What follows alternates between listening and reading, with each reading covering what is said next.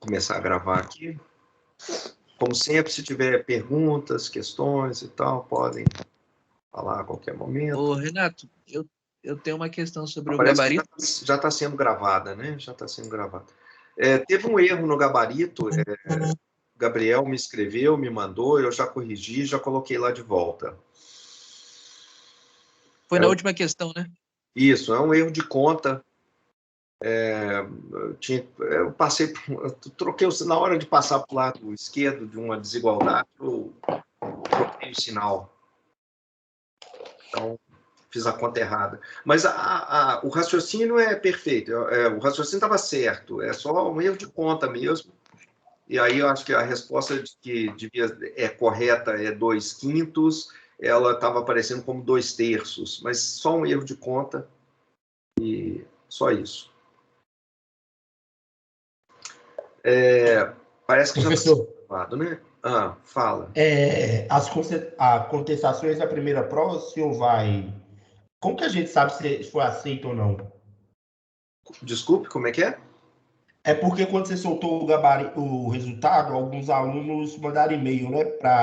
É verdade, mas eu passei todos eles para o monitor e eu achei que todos já tinham sido resolvidos. Se o seu ficou pendente, me escreve de novo, por favor, ou me reencaminha esse e-mail, porque, em princípio, eu achei que essa gaveta já estava limpa. Beleza, é porque eu fiquei na dúvida, porque eu não tive resposta ainda. Não, deve ter tido uma comunicação entre eu e o monitor, então. Que, em princípio, ele já respondeu a todo mundo. Eu deveria Ele respondeu também. Deve ter tido alguma confusão. Me manda de novo, eu encaminho. Então, pessoal, vamos terminar aqui essa parte. A gente está falando sobre a normal multivariada. Então, eu não vou rever as propriedades anteriores, eu vou seguindo aqui apresentando as propriedades dessa normal multivariada. E vocês estão vendo, elas têm várias propriedades, elas vão ser... Hoje, finalmente, vou ter uma nova lista, e tem algumas dessas... A lista é basicamente focada nessas propriedades aqui, mais para você manipular e entender. Então, algumas dessas propriedades importantes que são usadas mais à frente, em vários momentos da análise de dados, é a seguinte. Se você tem um vetor longo aqui, né, com várias variáveis, e esse vetor, ele tem... Vamos pensar em um vetor de comprimento Q1 e um outro vetor de comprimento Q2. Então, se esses dois vetores eles são independentes, então a matriz de covariância entre eles é igual a 0, porque exatamente pela propriedade de independência. Se é independente, então a correlação é 0 e, portanto, a covariância também entre qualquer par de variáveis vai ser 0. Quando você tem esses dois vetores empilhados aqui e formando uma normal, uma grande normal, com Q1 e Q2, então, se esses dois vetores aqui eles são independentes, essas matrizes aqui que estão nessa parte diagonal, a sigma 1, 2 e a sigma 2, 1, vão ser iguais a 0, pela definição aqui de cima, porque se são independentes, a correlação é 0. Mas no caso da normal multivariada, no caso de variáveis gaussianas, existe um resultado adicional que, se essas covariâncias forem 0, necessariamente os dois vetores, os dois blocos, são independentes. Essa volta não é sempre verdade. Quer dizer, nem sempre, para qualquer distribuição de probabilidade, se a covariância é 0, as variáveis são independentes. Não, isso nem sempre é verdade. Você pode bolar exemplos matemáticos, né, assim, meio para mostrar que essa volta não é verdade. Entretanto, boa parte das vezes, na análise de dados, a gente, em geral, ignora esses resultados, esses pequenos exemplos e contextos matemáticos onde você mostra que, se a correlação ou a covariância é 0, eles podem ser dependentes. A gente, em geral, iguala essas duas coisas, ou seja, se a covariância for 0, você entende que, a menos que você tenha mais informações adicionais, você meio que começa a acreditar que as variáveis são independentes e segue com a análise como se elas realmente fossem independentes. Então, a gente não tem uma garantia absoluta disso, mas caso a gente ache as covariâncias ou as correlações próximas de zero, isso em geral seria indicativo de que provavelmente as variáveis são independentes entre si.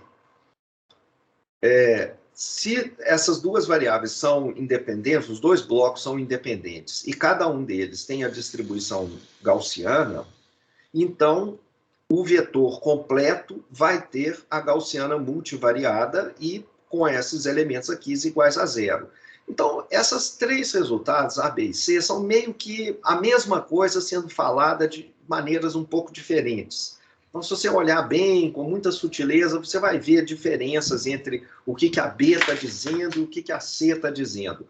Mas, fundamentalmente, o que importa aqui realmente é que, se você tem um vetor longo, quebrado em dois pedaços, se esses elementos aqui, que correspondem às covariâncias entre um elemento do vetorzinho, do subvetor de cima, com um elemento do subvetor de baixo, se esse bloco inteiro é zero, significa que esse vetor é independente do vetor de baixo. Basicamente, esse é o resultado importante dessa transparência aqui. E agora, a gente vai ver a última propriedade da normal multivariada, que é uma propriedade fantástica. É a facilidade da gente obter as distribuições condicionais de um subvetor, dado os vetores dos outros elementos do vetor aleatório.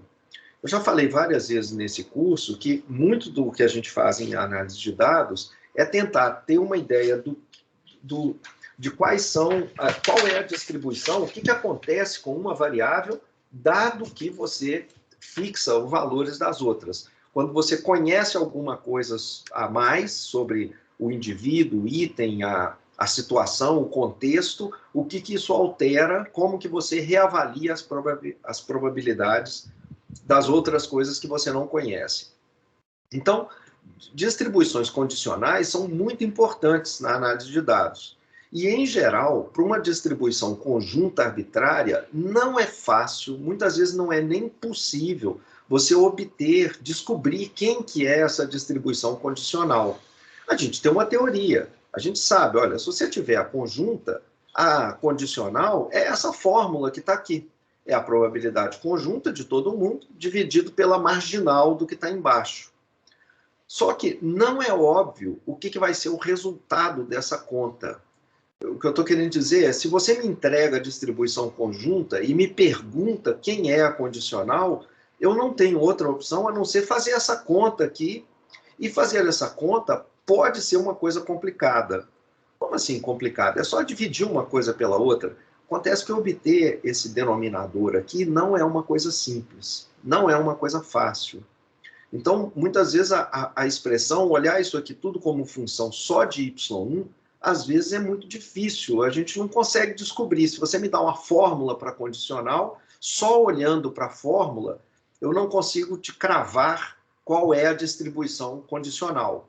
Eu olhando para a condicional, eu consigo ter uma ideia do shape dessa condicional. Isso a gente viu anteriormente, porque só tem essa constante aqui.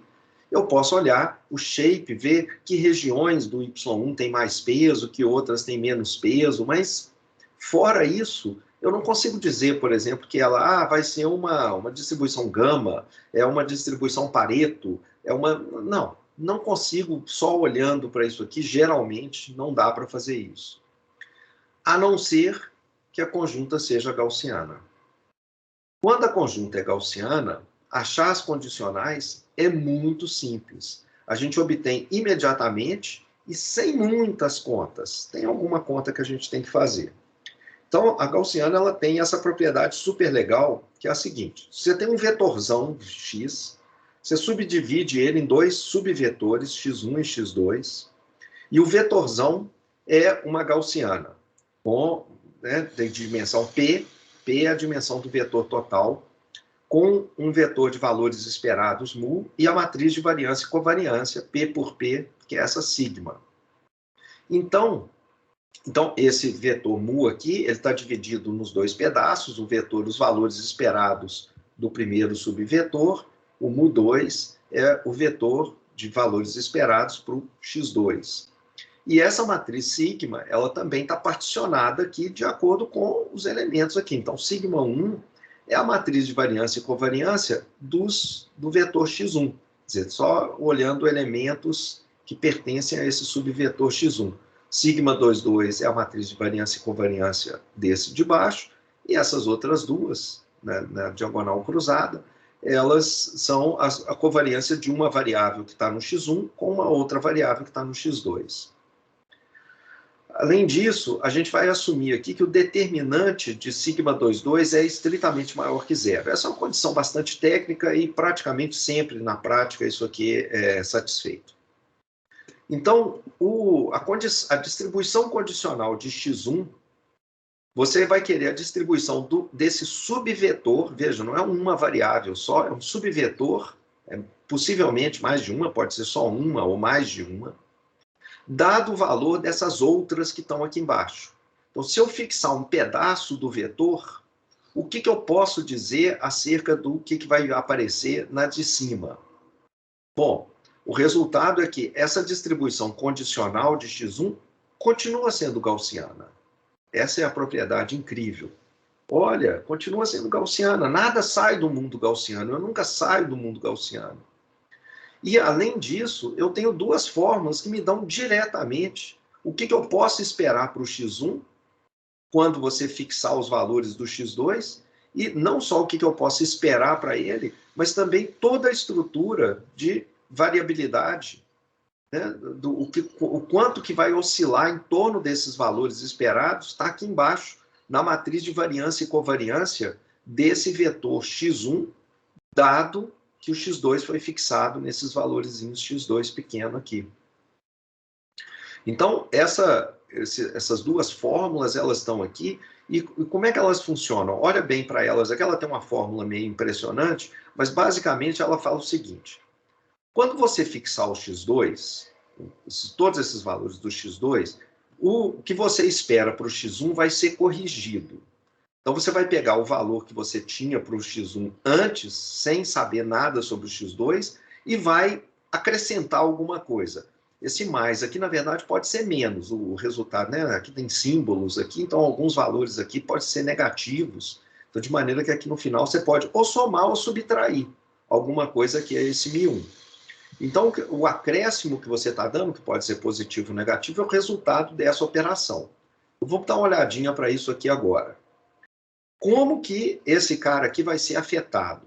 Por exemplo, eu posso aumentar esses valores μ1? Pode. Você vai aumentar, isso aqui vai ser mais, vai depender dessa multiplicação aqui, a gente já volta nela, mas um pedaço, então, desse acréscimo é devido a essa operação, e outro pedaço é devido a essa operação aqui. O que essa operação está dizendo? Você fixou o x2 em um certo conjunto de valores. Você deu valores para essas variáveis x2. Quanto que esses valores que você fixou estão distantes do que você espera para o x2? O quão afastados estão esses valores que você está fixando do valor esperado para o próprio x2? Então, por exemplo, se os valores que você fixar do x2 forem exatamente o valor que você espera para o x2, isso aqui dá zero. Se você deixar o x2 igual a esse μ2 aqui, que é o que você espera, é a média, é o valor médio do x2 genérico na população inteira. Se você deixar os dois iguais, isso aqui dá zero, você não tem acréscimo nenhum. Então, você só vai modificar essa média do x1 aqui se os valores que você fixar para o x2 começarem a se afastar do valor médio do x2, do valor esperado de x2. E quanto mais afastado for, quanto maior for essa distância aqui, mais você vai afetar esse cara aqui, de um jeito positivo ou negativo. Como que eu vou saber se eu vou afetar de um jeito positivo ou negativo? Vai vir dessa operação que está aqui do lado de cá. O que essa operação aqui está fazendo? Ela parece duas coisas complicadas, porque ela está envolvendo duas matrizes, né, e inclusive, pela inversa dela. Mas se você olhar bem, não é uma coisa assim tão estranha o que está sendo feito aqui. A primeira coisa que a gente está fazendo é pegando essa distância aqui e lembrando que As variáveis x2, elas podem ter uma escala completamente diferente do que é a escala do x1. Então, o que eu faço aqui? Olha, eu pego esse vetor e divido, multiplico pela sigma 22 a menos 1. Vocês lembram que lá na distância estatística a gente fazia uma operação similar? A gente pegava esse vetor deitado na frente, né? Aí multiplicava por uma matriz inversa no meio. Isso aqui, no fundo, o que a gente está fazendo é padronizando esse vetor aqui, colocando ele numa escala de desvios padrão.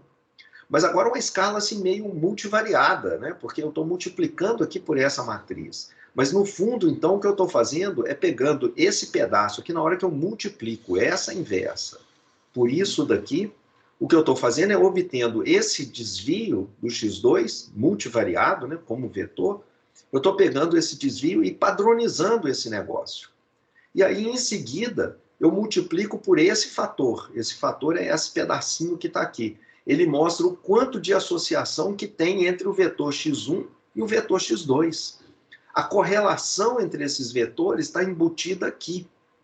Então, esse pedaço é o pedaço que vai falar o quanto dessa separação, já numa escala universal agora, o quanto desse afastamento eu posso repassar para a minha variável x1. Isso depende do quanto que elas estão correlacionadas. Entra aqui nesse pedacinho. Você pode fazer uma análise similar a essa que eu acabei de fazer para tentar entender como que a covariância também é afetada. O que acontece com a covariância aqui? Eu não vou gastar um tempo agora fazendo isso, mas vou só fazer uma afirmação que eu espero que vocês aceitem, e que é a seguinte: essa matriz que vai aparecer, ela, de certa maneira, o que a gente está fazendo é pegando a estrutura de variância e covariância que a variável 1 tinha. Na hora que você fixar a variável 2, o que você vai fazer é reduzir. É um reduzir entre aspas aqui, porque isso aqui é uma matriz, né? É meio difícil você falar que uma matriz é menor do que outra. O que você quer dizer com isso, né? Nem sempre significa que todo elemento da matriz é menor do que... Então, mas de certa maneira, o que a gente está fazendo é reduzindo a variabilidade que tem nesses x2. Realmente, as variâncias das variáveis x1, elas vão ser reduzidas. Todas as variâncias vão ser diminuídas. Esse pedaço que vai aparecer aqui vai ser, sim, um pedaço positivo. Essa subtração nunca vai dar negativa. E o que acontece é que essa diminuição, né, o que você tem é uma concentração maior do vetor x1 em torno da média esperada dele. Uma outra coisa importante é que essa modificação aqui da covariância, que tinha antes era essa, e ela agora passa a ser essa daqui subtraída, ela não depende desse x2. Diferente daqui da média, onde o quanto que você mexe no valor esperado depende do afastamento do x2 em relação ao mu2, aqui embaixo isso não aparece. Não depende desse x2, não. É sempre a mesma coisa. Inclusive quando ele for zero. Então, deixa eu fazer um exemplo mais numérico, para isso não ficar tão abstrato. Vamos voltar naquele exemplo dos retornos das ações. Eu tenho 4 ações e aqui eu tenho o retorno diário no dia T das 4 ações. Fiz uma análise e descobri que esse vetor pode ser aproximado por uma gaussiana com dimensão 4, com um vetor de médias mu e sigma, que estão dados aqui. Esse aqui seria o vetor de médias, o retorno diário que eu espero em média. Para algumas 3 ações, o retorno é positivo. Isso aqui se pode ver como aproximadamente um retorno... se eu multiplicar por 100, daria um valor percentual. Então, é da ordem, multiplicando por 100, dá 0,1. Então, a primeira ação, ela tem um retorno de 0,1%. Não chega a ser 1%, né? 0,1% por dia, em média. Foi o retorno histórico dela. Essa daqui chegou a ter um retorno negativo, perdeu dinheiro aí ao longo desses anos. É o retorno médio dela. E aqui é a matriz de variância e covariância das 4 variáveis. Tá? Tem esse 10 a menos 4 multiplicando esses números que estão aqui. Então, aqui é a matriz sigma, grandona. Suponha que, de alguma forma, a gente antecipa o retorno de duas ações, das duas últimas. Essas duas aqui, de alguma maneira, eu descubro, não importa como, eu tenho um insight, de alguma forma, eu acredito que elas vão ter ambas um aumento de 5%. Você vai ter um aumento muito grande, ou seja, a Y3 e a Y4 vão crescer 5% de um dia para o outro. O retorno amanhã é de 5% nessas duas. O que eu posso dizer sobre os valores mais prováveis para as duas primeiras? É isso que esse cálculo todo aqui permite a gente fazer. Então, as duas primeiras aqui, que é o primeiro subvetor, eu vou adaptar, eu vou modificar o que eu espero para elas. Isso aqui é um retorno histórico, mas agora eu sei algo sobre essas daqui de baixo, que elas subiram.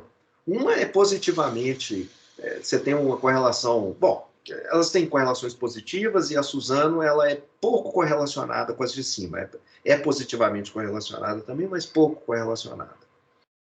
Então, vamos lá, vamos jogar naquelas fórmulas anteriores e para obter qual que é a distribuição do primeiro bloco, das duas primeiras variáveis, dado que as duas últimas têm esses valores. Aqui eu estou repetindo o mu e o sigma, e aí eu vou jogar na fórmula. A primeira coisa é que esse vetor, então, ele vai ter uma normal bivariada com uma nova média e uma nova matriz de variância e covariância. A média vai ser dada por essa fórmula e a covariância por essa daqui. E quem é esse M, então? Então, a gente simplesmente joga naquela fórmula anterior. Aqui é a média das duas primeiras variáveis. E aqui o vetor, o desvio da terceira e da quarta variável em relação aos seus valores esperados. Então, vamos olhar esse pedaço aqui. Primeiro aqui, a média das duas primeiras. As duas primeiras estão aqui. Isso é o que você espera de retorno diário para elas. Está aqui. Sem saber nada sobre as de baixo. Mas agora, sabendo alguma coisa sobre a de baixo, eu vou fazer alguma coisa a mais aqui. Eu vou somar alguma coisa, resultado dessa operação. Então, primeiro, esse pedaço aqui é 5% de aumento para Y3. Isso significa que Y3 é 0,05. E a ação 4, Suzano, também vai aumentar 5% no dia. Então, o retorno vai ser 0,05. Agora eu vou subtrair o que eu espero historicamente para essas duas, para ver o desvio que eu estou tendo em relação ao que você espera diariamente ali na ação 3 e na ação 4. Está aqui o que você espera diariamente. Então, eles estão também aparecendo aqui. Então, você tem que fazer essa conta. Aqui em cima vai dar um número positivo, aqui embaixo também é positivo. E agora você vai pegar o bloco, o sigma 22 a menos 1. Então, está aqui o bloco, sigma 22 a menos 1. Você vai pegar esse bloco aqui e fazer a inversa dele. Isso aqui, o resultado disso vai ser colocar esses desvios numa escala padronizada que pode ser somada com as escalas das duas primeiras variáveis. E vai multiplicar aqui por esse outro pedaço, esse bloco aqui, sigma 2, esse bloco que está aqui, ele está mostrando como que a Telebrás e a Vale, essas ações, elas estão relacionadas com a Petrobras e a Suzano, que são as duas que você fixou. É esse pedaço aqui que mostra a correlação entre elas. Então, ele está entrando aqui. Então, o que você espera para a ação das outras duas ações, se essas duas aqui forem mudar e ter um aumento de 5% no dia, você pode esperar que, para a primeira variável, Telebrás, um aumento de 4%, e para a segunda variável, essa daqui, que é a Vale, um aumento de 3,6%. Uma aumentando um pouco mais do que a outra, nenhuma delas exatamente igual a 5%, um pouco menos do que esses 5%. E o quanto que você pode esperar de variação em torno desse novo valor esperado. Isso está dado por essa daqui, que vai ser a matriz de variância e covariância das duas ações que você deixou livres, tendo fixado as duas de baixo. Então, joga lá na fórmula e a gente vai encontrar essa expressão aqui. Então, esses aqui são, esse número que está aqui, por exemplo, ele dá diretamente a variância da variável da primeira ação quando você fixou as duas últimas. a 3 e a 4, as ações 3 e 4. Esse outro elemento aqui na diagonal, ele também está dando a variância da segunda ação quando você fixou a terceira e a quarta nesses valores aqui. Então, a gente já até aprendeu, né, que como o que você tem aqui é uma normal bivariada, eu posso diretamente agora olhar, então, ver quais são as distribuições condicionais, olha, as marginais condicionadas.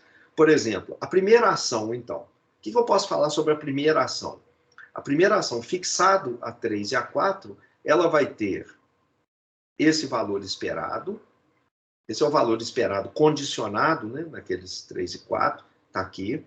É uma gaussiana condicionada aqui, e com a variância dada por...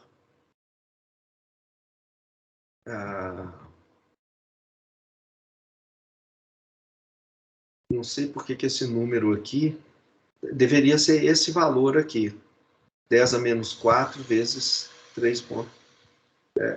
Isso aqui é a variância. Desculpe, provavelmente, se elevar isso aqui ao quadrado, vai dar isso daqui, tá, gente? Estou imaginando que eu fiz a conta certa realmente. Então, isso aqui é o sigma, que é elevado ao quadrado, dá a variância. O que está aqui é a variância. É a matriz de variância e covariância. E a outra variável, y2, vai ser, então, esse valor, que é o que você espera, e o quanto que você pode esperar de oscilação. É isso daqui o que você pode esperar, que é esse cara que está aqui, multiplicado aqui por 5,1, a raiz quadrada disso, né? Isso seria o sigma elevado ao quadrado, aqui na forma da variância. Compara, por exemplo, então, como que, curiosamente, deixa eu ver se está aqui. Está aqui, olha. É diferente ali o número elevado ao quadrado, é normal assim? Está 3,61 a 10 a menos 4. O 0,19 ao quadrado. Mas aí é por causa de erro de truncamento aqui. Eu devo ter feito essas contas, todas elas com mais precisão, e aí eu devo estar arredondando em cada ponto aqui. Tá? É isso mesmo, a raiz de 3,45 dá 18,5, alguma coisa. Aí eu devo ter arredondado aqui só. Então, gente, o que a gente sabia antes de saber o valor da 3 e da 4, das ações 3 e 4, a gente podia ir lá diretamente aqui, olha, na distribuição de todo mundo, a conjunta, e olhar o que você espera para a variável 1 e 2. Você espera esse tipo de retorno para a variável 1 e 2 diariamente, e aqui estão as matrizes de variância e covariância da 1 e da 2. Então, você tirando a raiz quadrada desse cara e a raiz quadrada desse cara, você tem os sigmas para as duas primeiras ações. Então, são esses caras aqui, olha. Então, a primeira ação, ela tem esse retorno esperado e com esse sigma ao quadrado, e a segunda aqui tem isso com esse sigma. Então, olha, o sigma é 0,03. Então, é isso que a gente espera para essas duas ações, sem nenhuma informação. Só que agora você recebeu uma informação sobre como que as duas outras ações elas vão se mexer. Você imagina, você foi informado, você tem um hint, uma dica de que elas vão ter uma valorização de 5%. O que você pode esperar para as outras duas ações? Então está aqui, você tem alguma coisa então, e aí você vai ver o quanto que você pode esperar. As duas ações, você pode esperar uma valorização positiva para elas, bem maior do que o que você esperava antes, enquanto que aqui você espera 4%, antes era 0,1%, né? E a outra coisa importante é que a variabilidade em torno disso daqui também muda. Olha, antes o sigma era 0,03, agora é 0,02, aproximando. Então diminuiu. Ficou mais concentrado em torno dele. Não só o valor que você espera muda, como além disso a oscilação possível, né, aleatória, em torno desse valor esperado, ela é menor do que a variabilidade que você tinha antes para essa variável. É isso que a gente quer dizer, que a informação que você está passando aqui diminui a incerteza sobre o que você pode esperar para o Y1. Não só muda o que você espera, mas também a incerteza em torno desse valor que você espera. Observa que para a segunda variável aconteceu a mesma coisa. A gente não só mudou bastante o valor que você espera, que antes era 0,3% ao dia, passou agora a ser 3,6% no dia, naquele dia em que teve aquela mudança de 5%, e além disso, a variância, o sigma que está aqui, que é o 0,02, é menor do que o sigma que você tinha antes, sem informação nenhuma.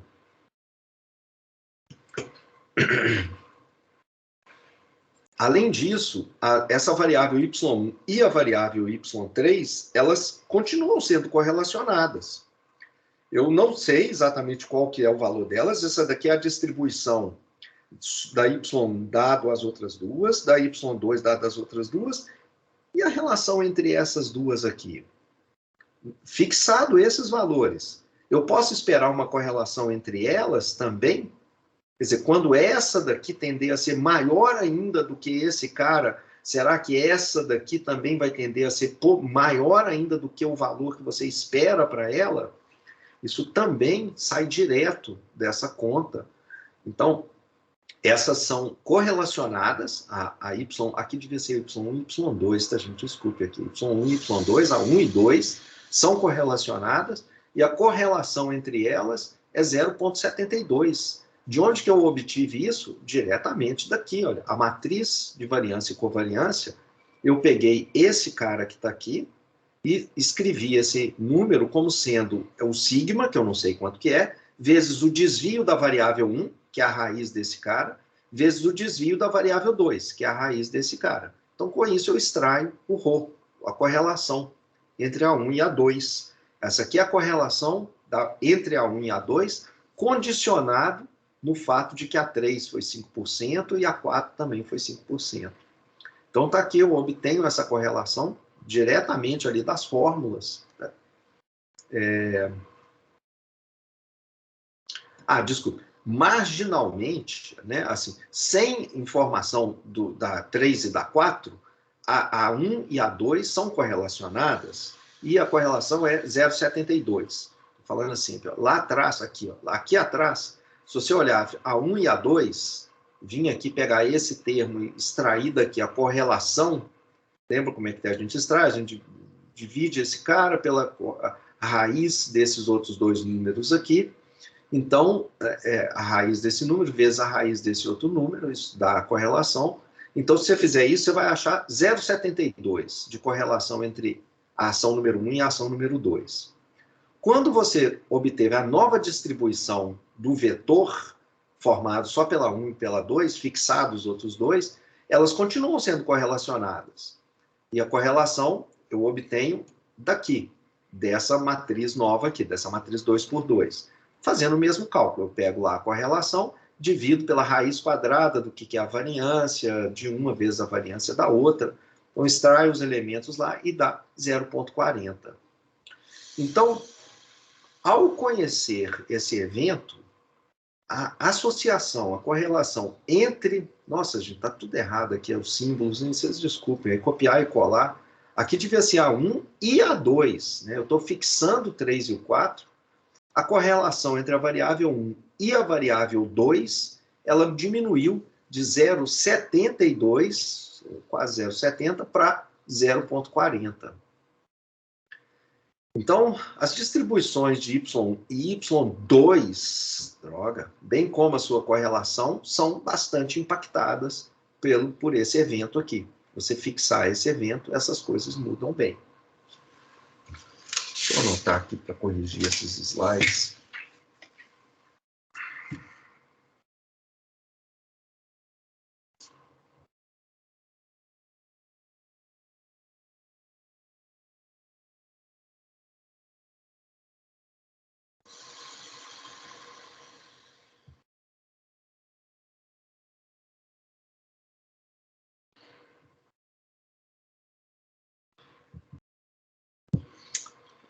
Bom, aqui ainda mais um exemplo. Eu estou olhando para a variável y1 e y2. Vocês lembram que essas elipses aqui estão associadas com os autovetores e autovalores das matrizes de covariância? Quer dizer, essas elipses estão representando grosseiramente a região onde você veria os dados. Se você olhar o retorno da ação 1 e da ação 2, se você fizer um scatterplot, deixa eu voltar lá atrás, deixa eu fazer aqui um scatterplot. Aqui. A gente está pegando a variável, a ação 1 e a ação 2. O scatterplot está aqui. Então, em torno de um ponto médio, eles estão aqui na forma de uma elipse. Essa elipse dos dados é exatamente o que aparece também naquela elipse obtida com os autovetores e autovalores da matriz de covariância. Então, eu estou fazendo ali uma elipse, pegando só a distribuição da variável y1 e y2, eu vou passar rápido aqui, tá, gente? Se isso aqui não ficar muito claro como é que eu fiz exatamente esses detalhes, não tem problema. Se você tiver interesse isso está além aqui do escopo do nosso curso. Se você quiser aprender muito detalhadamente isso daqui, eu posso contar para você depois, em separado, então, mas não vou gastar muito da aula fazendo aqui agora. O que eu estou tentando aqui é representar de maneira muito precisa como que a distribuição da variável y1 e y2 muda. y1 e y2, sem saber nada sobre a y3 e a y4, ela estaria em torno desse valor esperado aqui, ligeiramente acima de zero, né? Lembra? Porque era 0,1%, para outra também, um pouquinho acima de zero, e ela se espalharia aqui dentro dos valores de y e y2, em torno do valor esperado, que é a estrela vermelha, se espalharia de acordo com essa curva, essa elipse vermelha que está aqui. Mas agora, dado que a y3 e a y4 foi fixada em 5%, a distribuição dessas duas variáveis condicionada nessa daqui passa a ser agora uma gaussiana bivariada deslocada. Então, a estrela, o valor esperado para as duas variáveis, desloca para essa nova estrela azul que está aqui. E, além disso, a oscilação em torno desse valor esperado está representado por essa nova elipse aqui. Observa que a elipse ficou menos achatada, então tem menos associação, está quase parecendo um círculo. Então, com menos associação entre a y1 e a y2 agora. E, além disso, a extensão, o quanto que ela estende aqui para cada lado, ela diminuiu. Então, mostrando que o sigma de cada uma das duas variáveis, do y1 e y2, estreitou, ficou menor em torno. Então, é isso. O resumo, esse tanto de propriedade que a gente viu, você pode, o fundamental é isso daqui. Primeiro, se você fizer combinações lineares dos componentes de um vetor, tudo para gaussiana, de um vetor gaussiano, essas combinações, elas também vão ser gaussianas. Os elementos que aparecem também são gaussianos. Se você pegar, isso não é tão verdade, se você pegar duas binomiais e somar, ou fizer uma combinação de binomiais, não dá uma binomial. Não é uma distribuição binomial no final. Se você pegar duas uniformes e fizer uma combinação linear de duas distribuições uniformes, o resultado não é uma uniforme. Não é o caso com a gaussiana. Combinações lineares de gaussianas continuam sendo gaussianas. Todos os subconjuntos de elementos dos componentes do X2, todas as coordenadas, qualquer subconjunto de coordenadas, também vai continuar sendo gaussiano. Covariância zero entre blocos aqui de elementos dos vetores correspondem à independência. Então, se tiver covariância zero, os subvetores são independentes. E, finalmente, distribuições condicionais são sempre também gaussianos. E a gente tem uma fórmula para obter essa distribuição condicional. Então, gente, essa é o resumo da distribuição gaussiana, das propriedades. A gente vai ver mais um tópico que está aqui. Aliás, eu acho que eu vou fazer o seguinte, eu não vou... Vamos passar por isso rapidamente. Nós vimos aqui o vetor, vamos assumir que o y é um vetor e ele é gaussiano, com esse valor esperado e essa matriz de variância e covariância.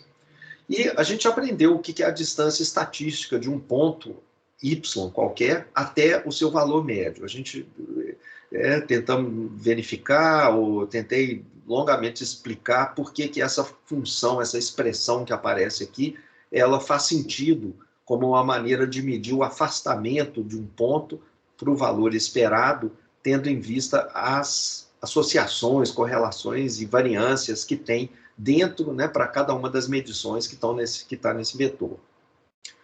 Bom, se o y que está aqui é um ponto aleatório, então essa expressão toda, ela também é aleatória. O mu, ele está fixado, é um valor teórico aqui. O sigma também é uma matriz fixa, mas esse y é aleatório. Então, às vezes, essa distância pode ser pequena, às vezes pode ser grande. Esse D2 sendo aleatório significa que ele tem uma distribuição de probabilidade. Essa distribuição de probabilidade, ela induz e mostra para a gente o que seriam os valores razoáveis para essa distância e o que seriam valores grandes. A gente não espera essa distância aqui ser próxima de zero o tempo inteiro. Não existe isso. Para ser próxima de zero, significa que o vetor y tem que estar muito colado no mu aqui. Não é isso que acontece. Às vezes, ele naturalmente se afasta do mu e não tem nada de estranho nisso. Tem um afastamento natural. Depende do quanto de variância que esse y tem, de variabilidade que ele tem em torno do mu. Então, tendo em vista que essa daqui é a distância estatística, o ponto todo é quando que um ponto aleatório y pode ser considerado anômalo. Quando que a distância pode ser considerada excessiva. É isso que a gente vai ver agora. Em princípio, você podia pensar assim, olha, vamos olhar uma coordenada de cada vez. Sabendo que cada coordenada segue uma normal, eu consigo... a chance de cada coordenada se afastar da sua média por mais do que 2 desvios é aproximadamente 5%. Isso eu sei, né? A gente aprendeu isso. Numa gaussiana univariada, mais ou menos 95% da área total da gaussiana está a 2 desvios do ponto médio. 2 desvios para a esquerda, 2 desvios para a direita. E se você afastar um pouco mais, 3 desvios é 0,3% só da área que fica além de 3 desvios. E 4 ainda fica muito pequeno. Então você teria um critério aqui para determinar se um ponto está moderadamente ou muito anômalo, olhando uma coordenada de cada vez. Acontece que a gente pode fazer algo melhor. A gente pode ter um ponto muito anômalo no espaço k-dimensional, mas onde nenhuma das suas coordenadas é anômala. Então, o exemplo é esse daqui. Vamos considerar só o caso bidimensional, que é o caso que dá para a gente ilustrar, né, fazer o gráfico, mas imagina esse gráfico aqui, que é uma amostra de uma normal bivariada, centrada em zero, nas duas coordenadas, e com uma certa uma variância aqui para o eixo x, uma variabilidade no y e uma certa correlação entre eles. Ok. A correlação é 0,85. E deixei, inclusive, o desvio ser o mesmo, ser igual a 1 para as duas coordenadas. O ponto vermelho, é óbvio que ele é uma anomalia aqui. O que você vai fazer sobre isso? Depende do contexto, do domínio, o que esses pontos aqui significam. Isso aqui são números que eu gerei, né? Acontece que essa anomalia vermelha, que você vê claramente quando você faz o gráfico das duas variáveis simultaneamente, conjuntamente, você não consegue ver esse cara como anômalo se você estiver olhando cada uma das coordenadas isoladamente. Por exemplo, se você olhar só a variável 1, fizer um histograma dos valores, projeta todos os pontos aqui embaixo e olha como é que a estrelinha ficou nesses pontos. Ela está no meião lá da distribuição, não tem nada de estranho nele, não. Vamos olhar agora a variável 2, uma de cada vez. Projeta tudo aqui e olha esse ponto projetado. Está no meio também, está um pouco mais afastado, né, um pouco mais na beirada, mas não tem nada de estranho nesse ponto vermelho, não. Então, olhar isoladamente não te permite achar isso. Você podia falar, bom, então olha 2 a 2. Se você tiver 15 variáveis, fazer 15 2 a 2 gráficos é bastante coisa. Vai ser 15 vezes 7. São 15 vezes 7 pares de gráficos que você tem para olhar, para tentar achar esses caras aqui. E, além disso, o que garante que esse raciocínio que a gente fez aqui para o bidimensional, ele vale também? Quer dizer, pode ser que você, ao fazer o gráfico bidimensional, você não veja nada de estranho com nenhum ponto, você não vê essa anomalia, mas se você fizesse o gráfico em 3 dimensões, você veria um ponto isolado, você veria uma anomalia igual essa daqui. Na hora que você projeta e vê só em 2 dimensões, você não enxerga a anomalia. Mas em 3, ela está clara. E claro que isso vale se você for aumentando a dimensão. Então, às vezes, em 4 dimensões você não vê nada de estranho, mas talvez ao olhar em 10 dimensões, fica claro que um ponto é anômalo. É na hora que você considera tudo, todas as variáveis simultaneamente, que você vê que tem algo estranho. Então, a gente vai achar essa D2 aqui, que é a maneira de olhar tudo simultaneamente, tem mais um resultado fantástico no caso da normal da gaussiana, e que é a seguinte: essa quantidade aleatória que está aqui, eu sei qual que é a distribuição dela. Isso aqui você subtraiu a média, dividiu pelo desvio, etc, etc. Na hora que você faz essa operação toda, você amarra essas coisas aqui de tal maneira que esse y, se ele vem dessa distribuição, esse d2, que é a distância, ela tem que seguir, aqui, ó, ela vai seguir uma distribuição Q quadrado, com p graus de liberdade. A gente já encontrou a distribuição Q quadrada anteriormente, né? Então, essa quantidade aqui, que é a distância, ela é aleatória, sim, mas ela deve seguir uma distribuição Q quadrado, com p graus de liberdade. P é a dimensão do vetor. Coisas que se afastam dessa distribuição são as coisas anômalas. Então, como é que esse resultado A aqui, que eu vou usar aqui embaixo? Então, como é que eu uso isso? Eu faço o seguinte: eu calculo a distância D2 para cada ponto que eu tenho. A distância eu tenho que obter o valor, né, um vetor de valores esperados, a matriz de variância e covariância, estimada a partir dos dados. Aí eu calculo a distância, faço essa operação aqui, ó, essa operação matricial para cada um dos pontos, obtendo então esse valor D2 para cada ponto que eu tenho. Ploto essa distância versus um valor esperado sob a hipótese de normalidade. O plot deveria se parecer com uma linha reta com inclinação 1 e passando pela origem. Uma curva que se desvia sistematicamente dessa reta indica que a distribuição não é normal multivariada ou que eu tenho alguns pontos se desviando muito além da reta, indicando anomalias. Deixa eu mostrar isso aqui, antes de... Vou dar os detalhes disso. Então, estão aqui os meus pontos, que seguem bonitinho uma gaussiana, é bivariado, tá só bivariado, não tem outliers, não tem nada de estranho.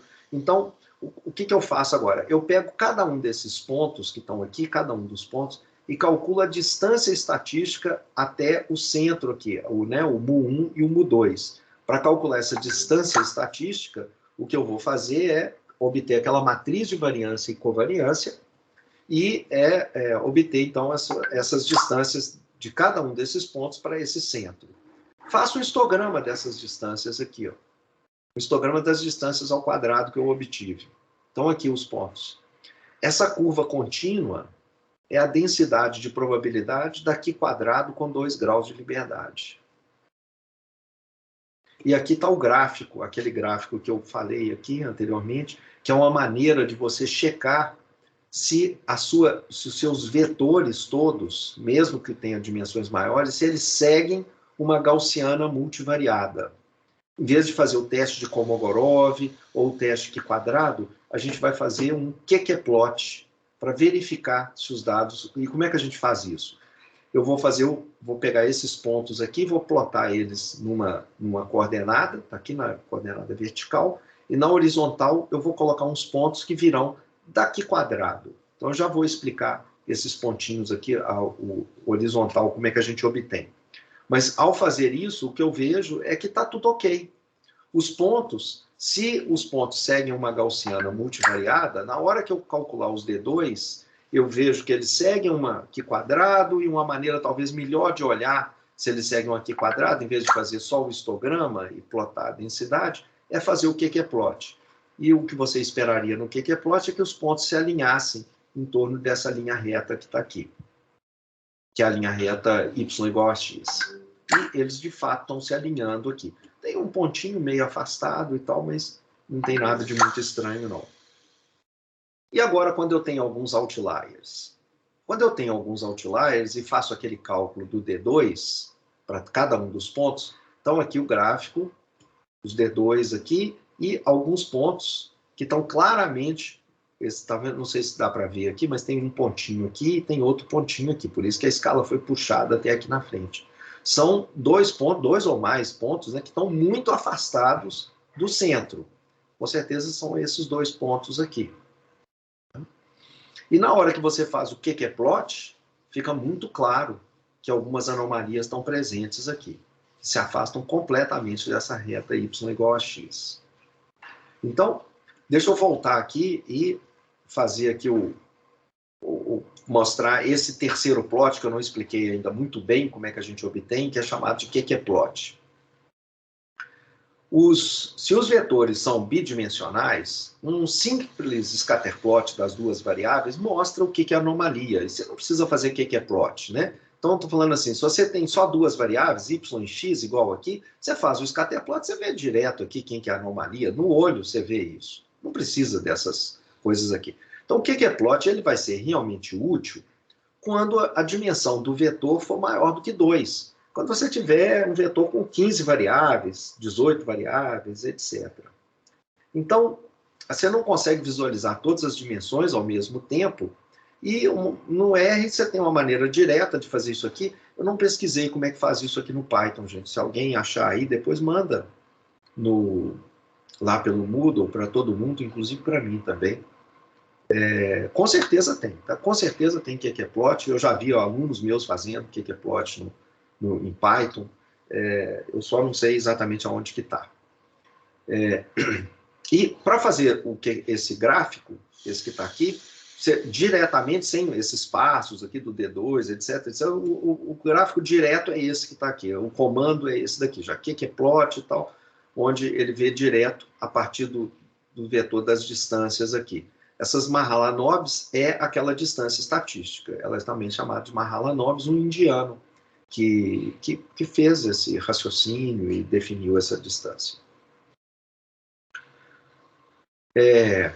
Então, por que esse que é plot? O que está exatamente por trás desse que é plot? Então, está aqui uma explicação rápida. A gente tem o D2, ele segue uma distribuição Q quadrado com K graus de liberdade, quando o vetor Y tem essa distribuição gaussiana. A gente já encontrou essa Q quadrado aqui no teste Q quadrado anteriormente. Essa distribuição só depende da dimensão do vetor, o número de graus de liberdade. Então, não interessa quais são os valores típicos, a escala dos elementos que estão entrando no Y, se um está correlacionado com o outro. Você pode ignorar tudo isso, simplesmente calculando o D2. Então, qual que é a cara dessa distribuição Q quadrado? A gente já viu isso anteriormente, mas a densidade de probabilidade da Q quadrado é essa daqui, ó, é uma exponencial multiplicando um polinômio. Ela tem essa cara aqui, depende um pouco do número de graus de liberdade dela. Quando é 1 ou 2 graus de liberdade só, ela tem essa cara meio só exponencial aqui caindo. Quando o número de graus de liberdade aumenta um pouco mais, aí ela tem mesmo esse formato aqui de mistura de exponencial com polinômio, que dão essas oscilaçõezinhas aqui. Então, daí, o que eu vou fazer com isso? Eu vou pegar o quantil da distribuição Q quadrado com Q graus de liberdade. O que é o quantil? O quantil é o valor de x que deixa uma certa proporção P da área da Q quadrado abaixo desse x. Então, por exemplo, vamos supor que você chega aqui e fala assim, essa curva azul que está aparecendo aqui, eu quero achar o quantil 0,65. O que você vai fazer é percorrer o eixo X e achar aquela posição em que 65% da área da curva azul fica abaixo desse ponto X. Esse é o quantil 0,65. Ou o quantil 0,90. Você tem que percorrer o eixo X, acumulando a área, até que, pum, deu 90% da área total da azul até aqui. Então, esse camarada que está aqui, essa posição, passa a ser o quantil 0,90, o quantil de 90% da distribuição azul. Tá? Então, é simplesmente a transformada inversa, né? é a inversa da acumulada. É aquele ponto X que deixa tantos por cento abaixo dele. Então, isso aqui é o P aqui, e como que você obtém isso. Então, o que a gente faz é o seguinte, você pega... Então, estão aqui dois quantis, um com 0,65, o outro aqui com 0,90. Então, esses quantis, eles são valores teóricos que são baseados na densidade de probabilidade.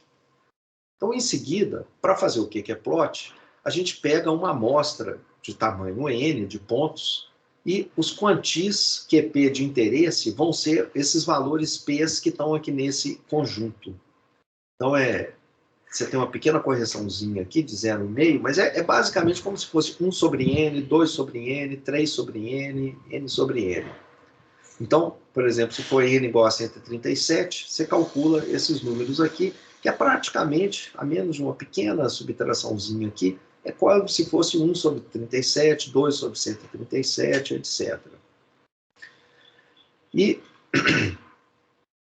no R, por exemplo, esses quantis, você obtém eles com essas duas linhas de comando aqui. Sabendo o valor teórico para a distância a gente sabe que o valor teórico para a distância estatística é aquele valor que deixaria aproximadamente P vezes 100% das distâncias de uma amostra abaixo dele. Ou seja, se as minhas distâncias estatísticas seguem uma aqui quadrado, e você fixar aqui, por exemplo, 0,90, quantas distribuições vai ter um QP, vai ter um Q associado com esse 0,90, um valor teórico, por exemplo, está aqui, ó. Um vetor é de dimensão 4.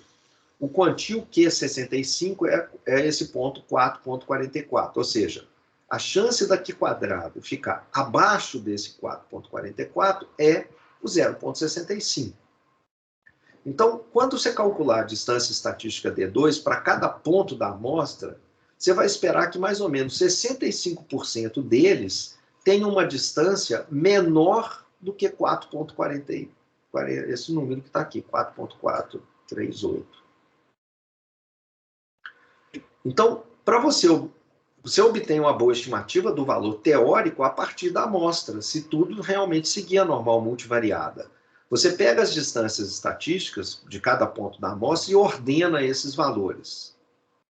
Então, esse símbolo izinho que está aqui embaixo é para indicar que é a estatística de ordem, são os dados ordenados. A gente chama eles de estatística de ordem.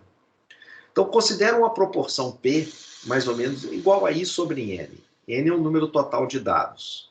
Por exemplo, vamos supor que o vetor é de dimensão 4, a gente tem 100 dados e a gente quer um P igual a 0,76 sobre 100, o quantio 0,76. Olha, o quantio 0,76 teórico, que vem de um aqui quadrado com 4 graus de liberdade, que é a dimensão do vetor, é esse número que está aqui, 5,49. E mais ou menos 76% dos elementos da minha amostra deveriam ter uma distância menor do que 5,49. Bom, você vai lá agora e olha quanto realmente é a distância que deixa 76% dos pontos abaixo ou igual a ela. Então, se você quiser uma estimativa empírica, completamente baseada nos dados desse quantio que é associado com 0,76, é só você ordenar as amostras e ver qual é aquele ponto que deixou 76% dos valores abaixo dele. Então, ao fazer isso com os elementos da amostra, a gente obtém uma aproximação para esse valor teórico. E é essa aproximação para esse valor teórico que a gente usa no que é plot. Eu vou deixar para você ler esse restinho final aqui e ver como é que a gente faz isso no R, com o exemplo numérico que está aqui, como é que a gente obtém, mais ou menos reproduzindo aqueles números aqueles valores que eu mostrei antes, com um vetor de dimensão 4, aqui os D, as distâncias, e aqui o que é plot, que vem dessa distribuição aqui, que é um aqui quadrado, normal, com 4 graus de liberdade, mas agora eu acrescentei uns outliers lá, e na hora que eu faço o cálculo aqui, eu vejo que apareceram realmente alguns outliers aqui. Então está o script aqui. Ok, gente, eu estou vendo aqui que meu tempo, já gastei um tempo enorme nessa parte, e a gente está atrasado aqui para começar a falar de componente principal. Mas antes de começar a falar sobre eles, eu queria perguntar se tem alguma dúvida, alguma questão.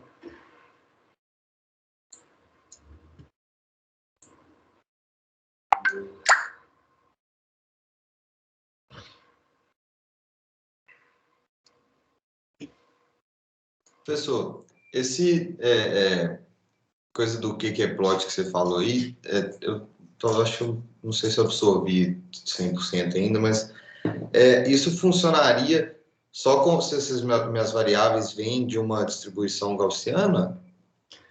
O cálculo é perfeito para o caso gaussiano, mas a gente usa esse cálculo também para outras distribuições, porque na teoria, você consegue mostrar na teoria que quando a distribuição não é gaussiana, mesmo quando ela não é gaussiana, deixa eu voltar aqui, desculpa, aqui, ó.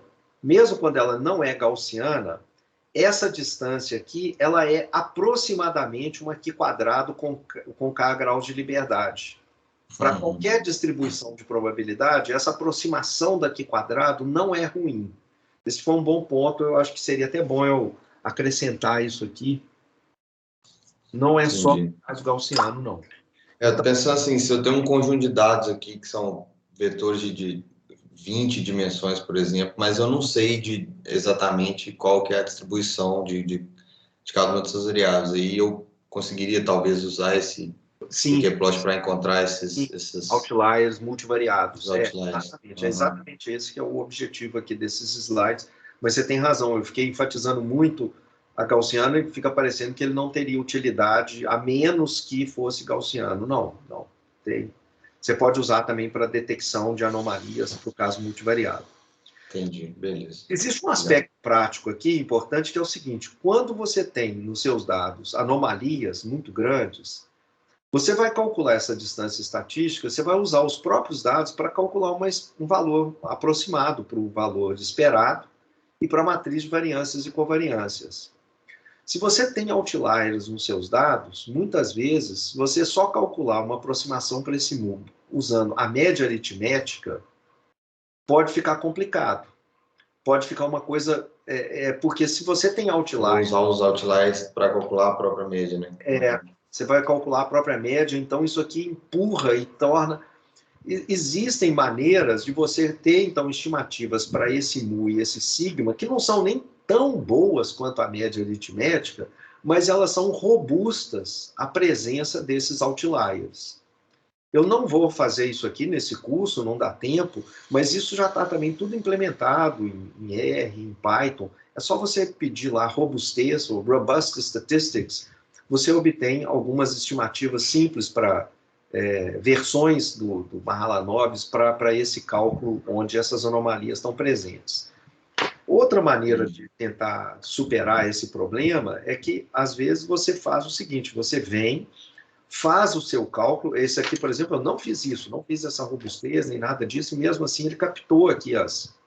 Então, você capta alguns outliers muito gritantes, e aí elimina esses outliers, remove eles lá da sua tabela e refaz o cálculo com esses caras eliminados. Então, talvez um ou outro ponto que não tenham aparecido antes, porque esses outliers extremos estavam meio que ocultando um pouco outliers também grandes, mas não tão grandes, eles passam, eles ficam iluminados, eles aparecem mais depois. Não, bacana.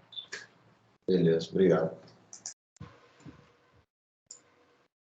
Bom, pessoal, essa parte aqui, infelizmente os slides estão nessa forma tosca aqui, e até hoje eu nunca consegui tempo de mexer nesses, e corrigir e arrumar isso aqui. Então vai assim mesmo.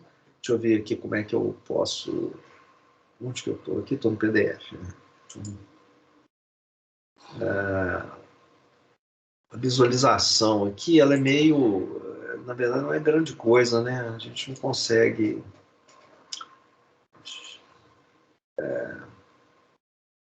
Como é que é mesmo? Eu já esqueci como é que faz a visualização no PDF. Caramba, deu um branco aqui.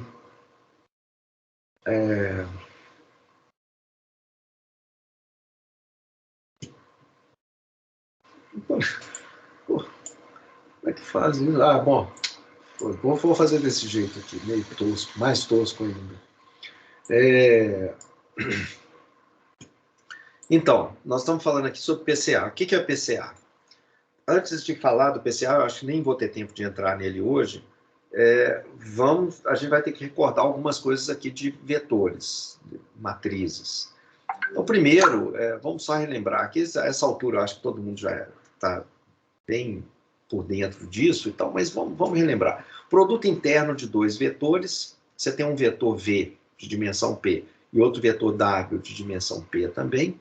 O produto interno, eu posso usar esse símbolo aqui, esse símbolo para falar do produto interno dos dois vetores. Aliás, aqui nesses slides, esse tiozinho embaixo é para indicar que o símbolo que está em cima é um vetor, tá, gente?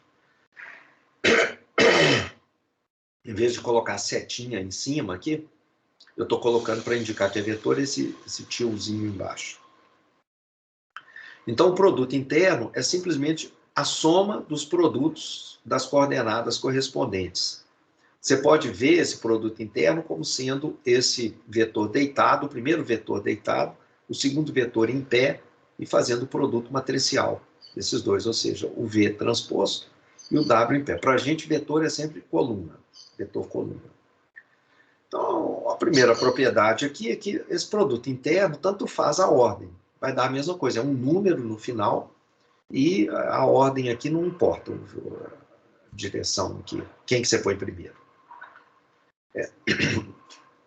Além disso, um truque que a gente vai usar aqui daqui a pouco é o seguinte, é um truquezinho simples. Como esse cara aqui é um número real, esse é um número, no final, o produto interno dos dois, então eu posso elevar ao quadrado esse número, e o quadrado desse número é simplesmente ele multiplicado por ele mesmo.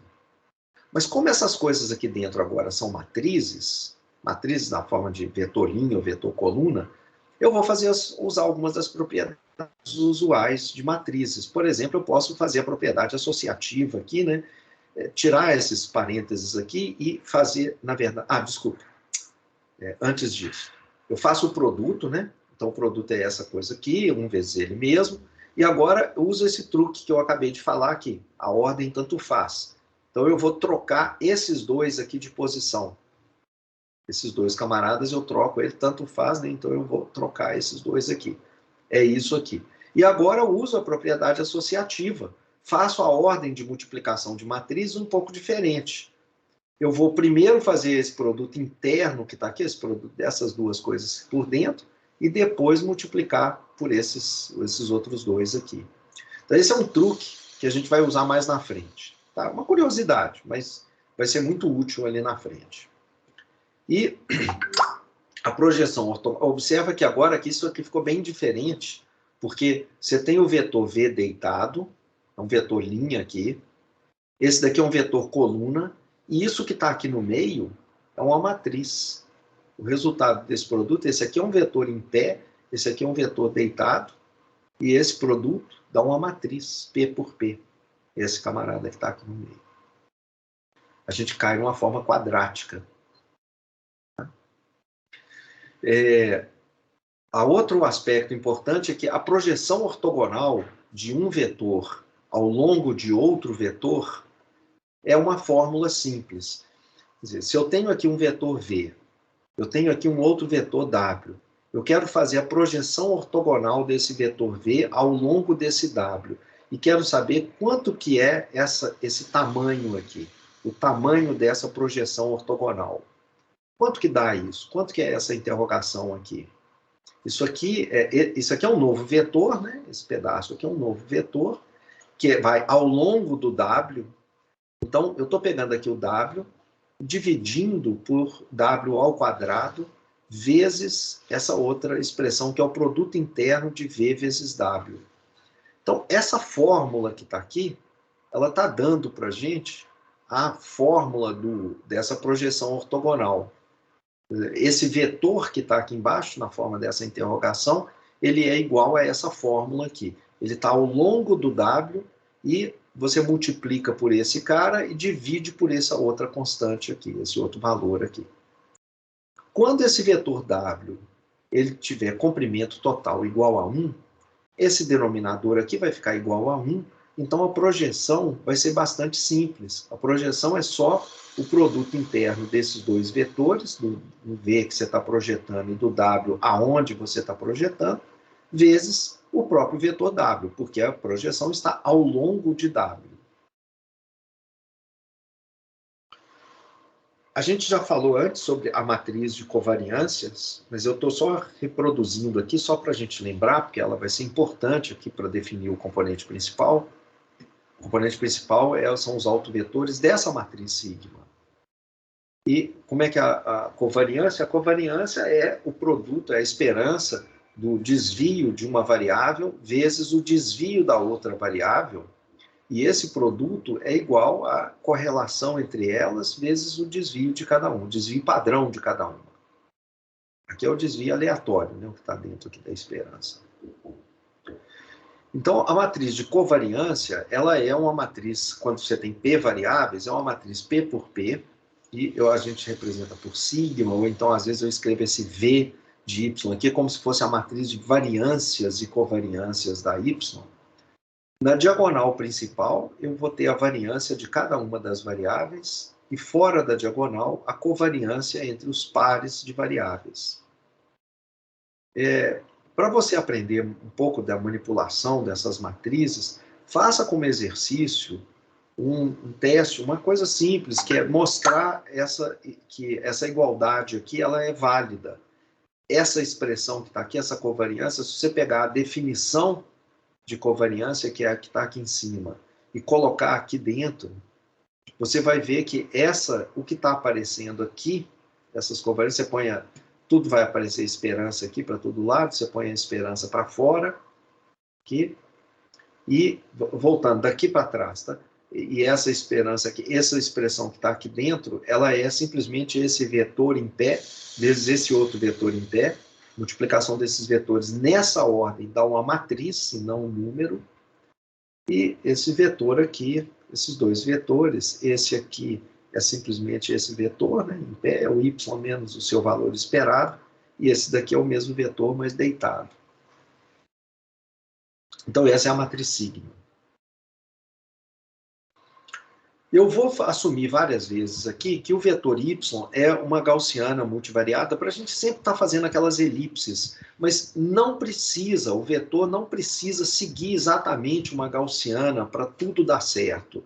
É que com a gaussiana a gente consegue fazer os cálculos exatos, foi o que inspirou as pessoas que criaram as componentes principais lá atrás, e depois a gente acabou relaxando essa hipótese aqui, e a gente usa os componentes mesmo quando a distribuição não é gaussiana multivariada.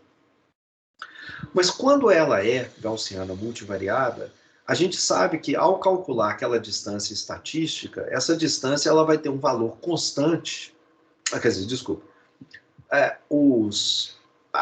Quais são os pontos, se você tem essa estrutura aqui, quais são os pontos y que estão a uma distância estatística constante do valor esperado mu?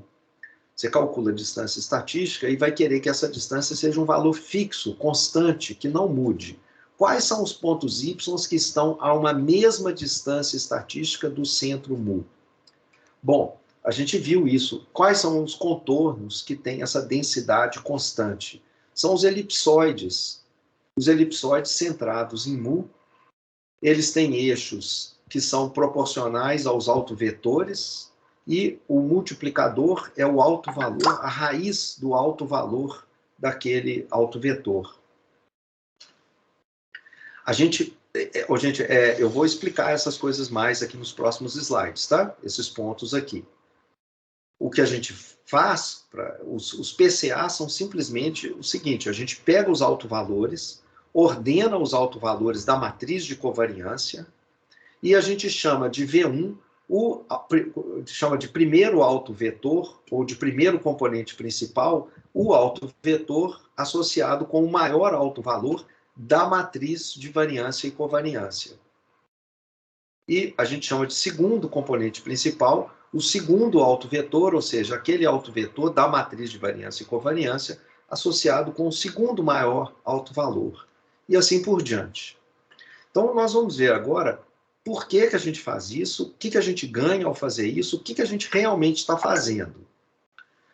Se a gente tivesse o vetor em 3 dimensões e a gente fizesse uma amostra aleatória de pontos desse vetor, a gente teria uma nuvem de pontos em torno da posição Mi1, Mi2, Mi3, que seria o centro da distribuição, o valor esperado, está aqui o vetor mu, e a nuvem de pontos ela se espalha em torno desse ponto de acordo com algum tipo de ângulos aqui e ao longo de algumas direções, que são os autovetores dessa matriz de covariância sigma. O que a gente faz com isso? O que a gente vai fazer com isso? Bom, o que é a ideia do componente principal? Vamos supor que o menor alto valor, lambda-p, seja um valor bem próximo de zero. Vamos assumir isso daqui. Olha, a gente viu que os contornos de densidade constante eram os elipsoides centrados ao longo dos altovalores, e o comprimento do semi-eixo do elipsoide era proporcional ao alto valor. Então, a gente ordenou aqui os altovalores e eu estou pedindo agora para você pensar que esse lambda-p, que é o menor alto valor, esse aqui é o menor, lambda1 é o maior de todos, o mais positivo, lambda-p é aquele mais próximo de zero, o menor deles. Eu estou pedindo para você imaginar que esse lambda-p é um valor bem próximo de zero.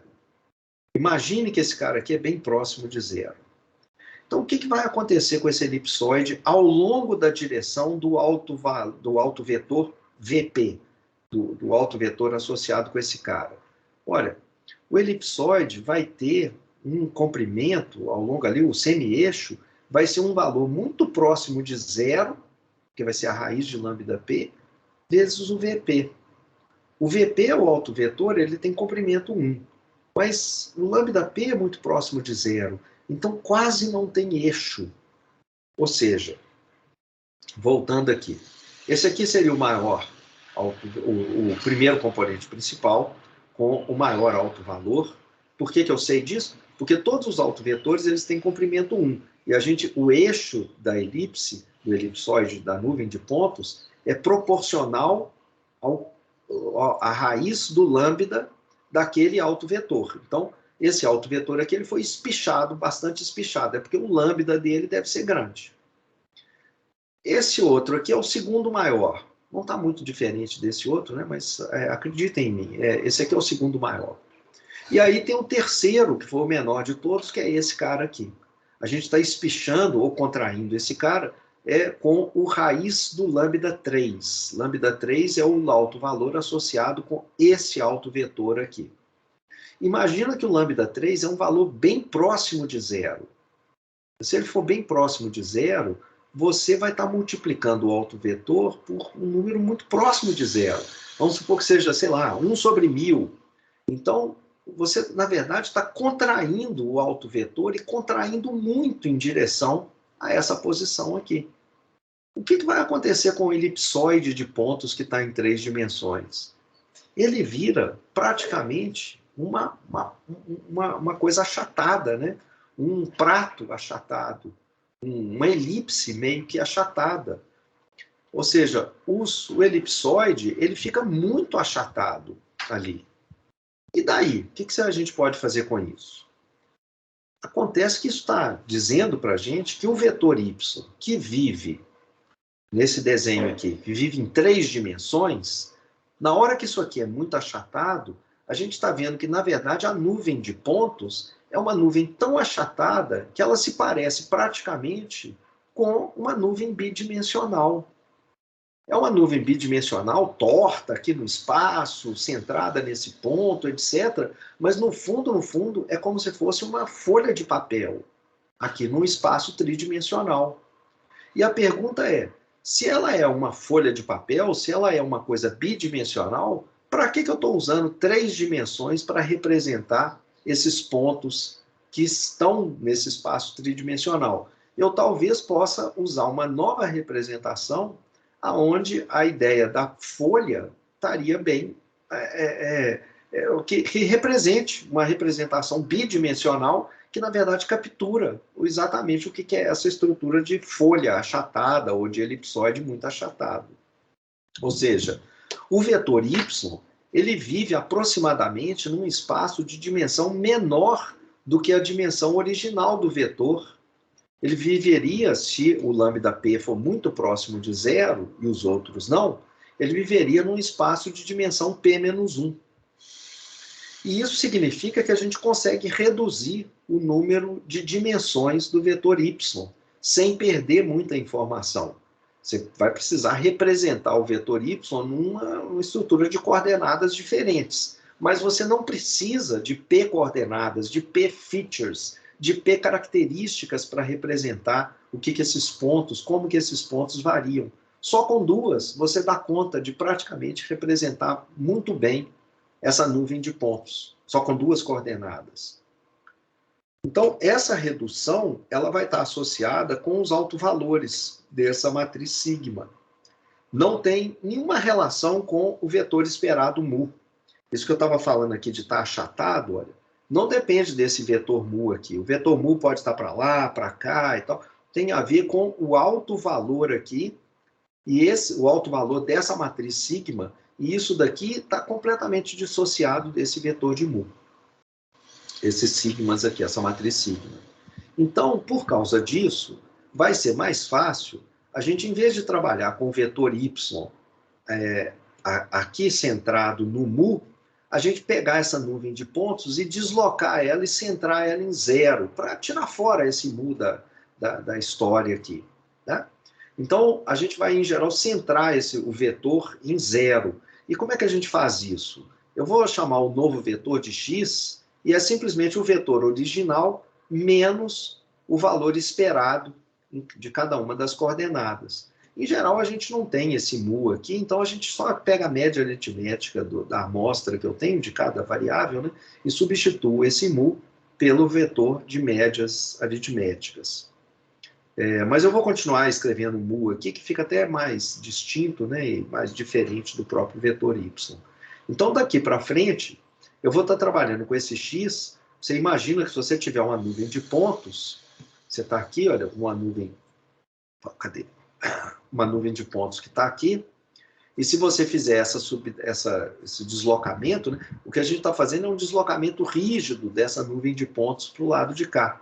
Ao criar essa nova variável aqui, se a y tinha essa distribuição, era uma gaussiana centrada em mu e com uma matriz de variância e covariância sigma, ao subtrair o mu, a matriz de variância e covariância não se altera do x, e a média fica igual a zero.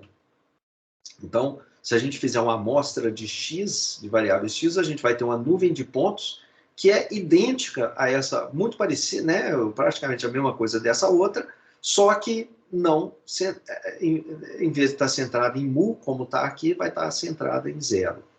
Tá aqui.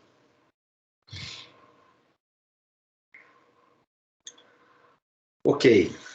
Vou relembrar aqui o teorema espectral. Pelo teorema espectral, eu posso pegar a matriz de covariância, que é uma matriz simétrica e definida positiva, e escrever essa matriz sigma como produto de três matrizes. Na verdade, duas matrizes, né, mas uma delas aparece duas vezes aqui. Essa matriz P, ela está aqui, ela é formada, as colunas dessa matriz P são os autovetores da matriz sigma, dessa matriz sigma aqui.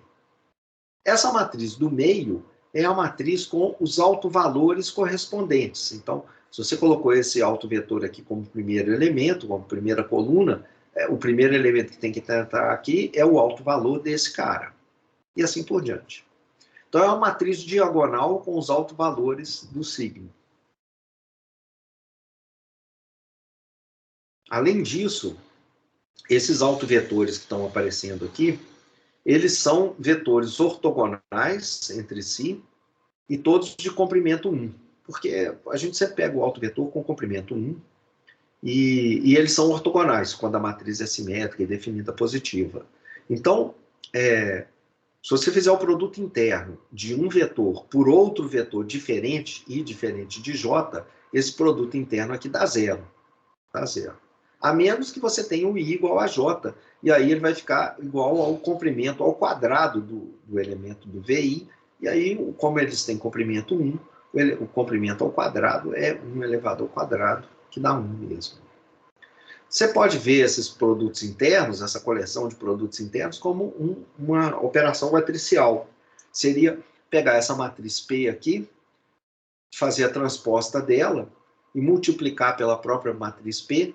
Isso daria uma matriz do lado de cá, que são exatamente, cujos elementos são exatamente esses delta e j aqui.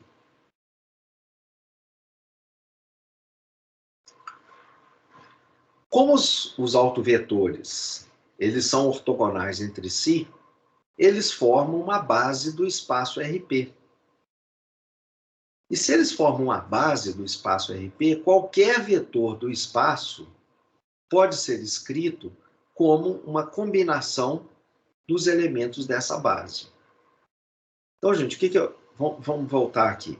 Eu estou falando assim, olha, imagina que você tem aqui um vetor, né, um conjunto de dados que tem uma média, cada elemento aqui, cada variável tem uma certa média, e aqui a matriz de variância e covariância, e agora eles estão aqui. Então, esses caras, essa nuvem de pontos, eu posso pensar nela como sendo uma nuvem com os pontos se deslocando ao redor desses eixos, que são os eixos determinados pelos autovetores da matriz sigma.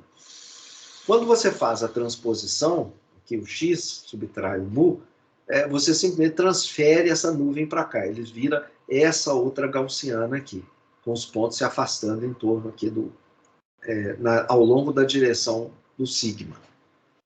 Bom, então, qualquer ponto aqui nesse espaço, qualquer ponto tridimensional, pode ser escrito como uma combinação, pode ser colocado em termos das coordenadas dos autovetores. O autovetor está aqui, né, essa direção, o outro autovetor está aqui, o outro está aqui. Você pode, qualquer ponto, em vez de projetar ele e pegar nas coordenadas desses eixos aqui, que são os eixos originais, você pode pegar as coordenadas de um ponto qualquer ao longo desses três autovetores.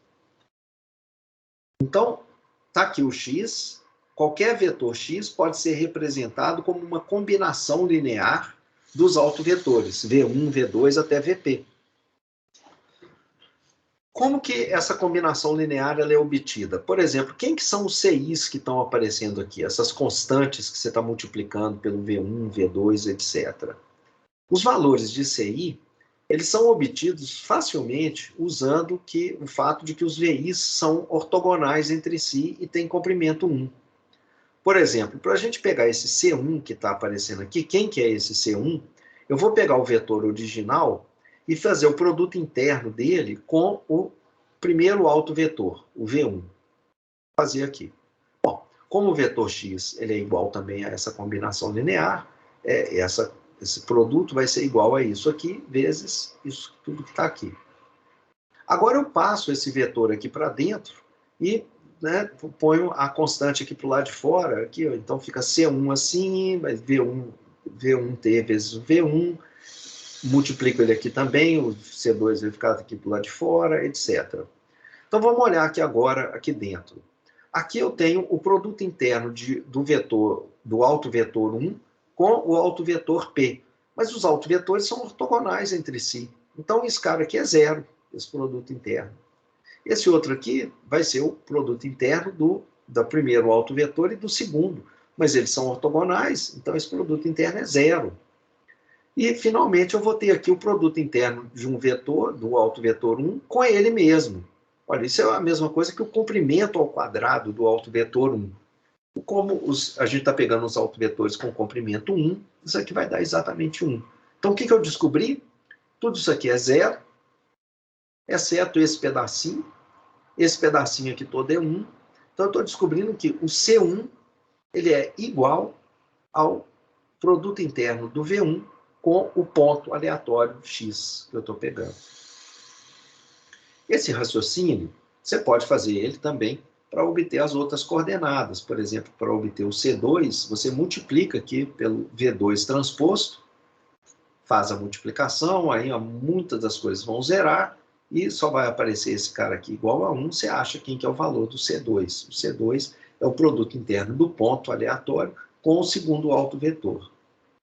E assim a gente tem, então, aquela representação, qualquer ponto x que pode ser representado na base dos autovetores de sigma, ele é representado desse jeito aqui. As constantes da combinação linear são só os produtos internos do próprio ponto x com os elementos da base, que é o que está aparecendo aqui. Ok. Vamos, então, agora, finalmente, voltar naquele comentário que eu fiz antes. Vamos supor que os primeiros K autovalores sejam bem maiores do que os últimos autovalores, e vamos supor que esses últimos autovalores realmente são tão pequenos comparado com os primeiros, que a gente pode supor que eles sejam zero. Então, eu vou assumir que o menor autovalor, que ele é bem próximo de zero, ligeiramente acima de zero, o penúltimo também é muito próximo de zero, etc. Esses últimos aqui, esses últimos P menos K autovalores, são muito próximos de zero. Eu agora vou usar uma aproximação x estrela para o meu vetor x, usando só essas primeiras coordenadas aqui. Olha, lembra que o meu vetor x, eu podia representar ele de maneira perfeita, exatamente igual, representar ele na base dos autovetores, que são ortogonais entre si. Então, seria igual a isso daqui, onde esses Cs que estão aparecendo, essas constantes aqui, a gente encontrou a fórmula dela antes, aqui no C1, C2, etc. Né? Então, aqui, quem são os Cs? Olha, são esses elementos aqui. Mas eu voltei a colocar C aqui para não complicar muito. Então, estão aqui os Cs. O que eu estou sugerindo agora é o seguinte, que como esses últimos autovetores, eles têm uns autovalores muito próximos de zero, eu vou jogar fora esses elementos que estão aqui e aproximar o meu vetor x usando um outro vetor, que eu vou chamar de x estrela, que é uma aproximação do x. É uma aproximação usando apenas os primeiros K autovetores. Então, aqui, ó, de igualdade perfeita, eu passei a ter uma aproximação.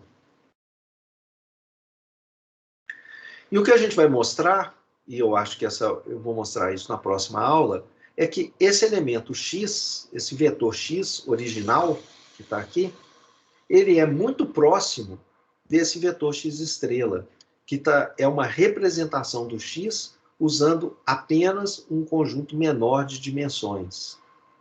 Então, nós vamos mostrar que esse x e o x estrela vão ser bem próximos, caso os últimos autovalores sejam próximos de zero. Observa que esses dois vetores, o x é um vetor de dimensão p, o x estrela, que é essa aproximação aqui, ele também é um vetor de dimensão p. O vetor x estrela é cada autovetor que está no RP, multiplicando por essa constante, esse valor constante. Então, isso aqui são soma de combinações lineares de vetores que estão no RP. Então, ele próprio, o x estrela, também é um vetor do RP. E antes da gente fazer essa demonstração, que a gente vai fazer na aula que vem, demonstração de que essa aproximação, jogando fora os últimos termos ali, os últimos componentes principais, jogando eles fora, a gente tem uma aproximação boa aqui para esse x. Para que eu quero isso? Qual que é a vantagem de fazer isso daqui? Suponha que esse P, que é a dimensão aqui, seja 20.000. Então, você tem vetores de dimensão 20.000. Essa é a informação. E suponha também que o K é igual a 10. Então, o K igual a 10 significa os 10 primeiros autovalores são relativamente grandes. Daí para frente, 11º, 12º, até o 10.000, esses autovalores são próximos de zero. Suponha isso. Se isso estiver acontecendo, significa que a gente vai jogar fora, na representação aqui, eu vou jogar fora um número gigante, né? Eu tenho essa soma aqui, ela tem 10.000 autovetores, são 10.000 somas aqui. Mas eu, na verdade, vou ficar só com esses 10 primeiros e jogar fora todos os demais. Então, o vetor x original, ele precisa dessas 20.000 coordenadas aqui. Já o vetor x estrela, ele, na verdade, ele precisa de 10 números, que são as constantes C1, C2 até CK, e eu preciso passar também, guardar os autovetores, os 10 autovetores. Então fica parecendo que não tem economia, né? Assim, olha, mas então não tem economia. Um x eu preciso de 20.000 coordenadas. O x estrela eu preciso de 10 vetores, cada um deles de 20.000 coordenadas, e ainda mais 10 números. Uai, tem muito mais coisa aqui embaixo do que aqui em cima. Não estou reduzindo nada. Qual que é a vantagem disso? A vantagem é que imagina que você não tem um vetor só, mas você tem várias instâncias de tamanho 20.000.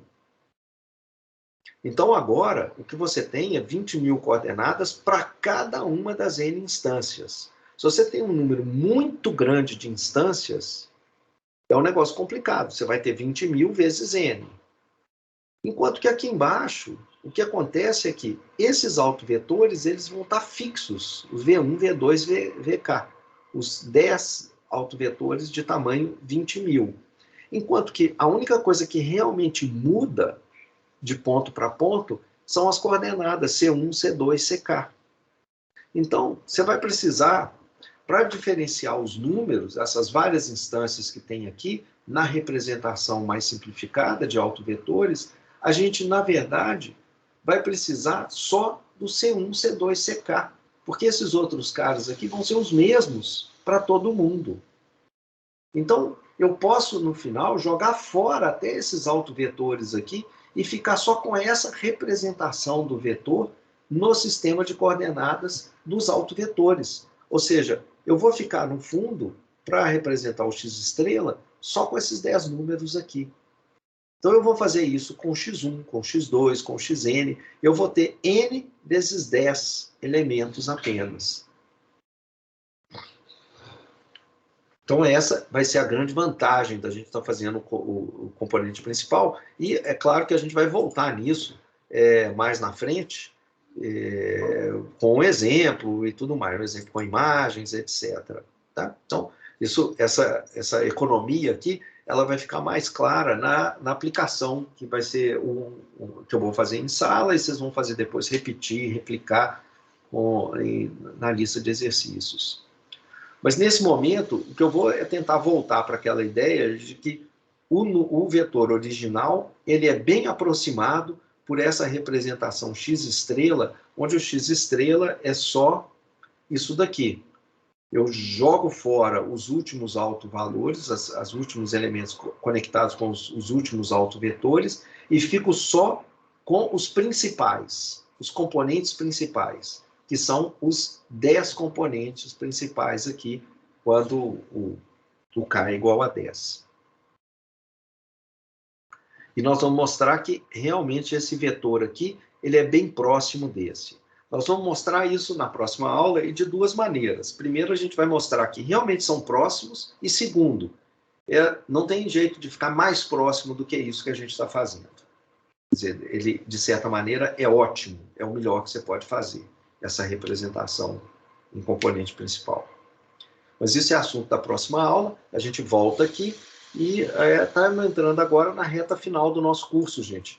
Nós vamos ter agora algumas técnicas, o PCA, análise fatorial, etc. São técnicas importantes que são um embasamento para várias outras ideias, como, sei lá, Word2Vec, várias outras coisas. O embasamento, os fundamentos estão aqui nessas técnicas que a gente vai ver nessas próximas aulas até o final do curso. Parei de falar. Se alguém tiver alguma coisa para perguntar, acrescentar.